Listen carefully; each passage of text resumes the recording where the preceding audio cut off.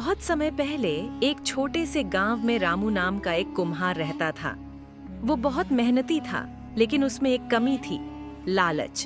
अगर मैं सिर्फ बड़े बड़े बर्तन बनाऊं तो मुनाफा भी ज्यादा होगा, छोटे बर्तनों में तो कोई फायदा ही नहीं। एक दिन उसकी पड़ोसी सीमा उसके पास एक टूटा हुआ बर्तन लेकर आई। सीमा, रामू भैया, ये मेरा बर्तन टूट गया है, क्या नया बना दोगे? रामू, जरूर सीमा जी, लेकिन अब तो मिट्टी महंगी हो गई है, आपको थोड़ा ज्यादा देना पड़ेगा। सीमा मुस्कुरा दी, लेकिन मन ही मन सोचने लगी, रामू का लालच अब बढ़ने लगा है। कुछ दिनों बाद एक व्यापारी अनिल गांव में आया। उसने रामू के बर्तनों की तारीफ सुनी थी। अनिल, रामू जी, मैं आपके बर्तन शहर में बेच सकता हूँ। अगर साथ काम करें तो खूब पैसा मिलेगा। रामू, वाह, पैसा ही पैसा, बस ध्यान रहे मेरा हिस्सा सबसे ज्यादा होना चाहिए। अब रामू दिन रात बड़े बड़े बर्तन बनाने में लग गया। वो छोटे ग्राहकों को भूल गया। एक रात लालच में अंधा होकर रामू देर रात तक काम करता रहा। थकान से उसके हाथ कांप रहे थे और मिट्टी के बर्तन दरारें लेने लगे।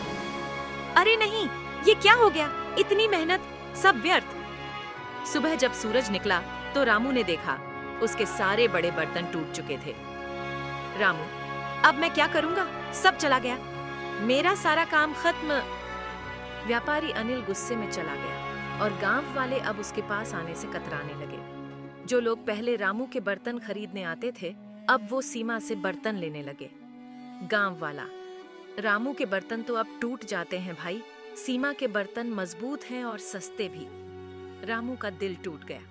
वो अकेला अपने खाली घर के बाहर बैठा रहा। एक दिन रामू ने हिम्मत जुटाई और सीमा के घर गया। रामू, सीमा बहन, मैंने सब गंवा दिया, लालच ने मुझे बर्बाद कर दिया। सीमा, रामू भैया, बुरा समय हर किसी पर आता है, लेकिन याद रखो, संतोष में ही सुख है, लालच हमें कभी खुश नहीं रहने देता।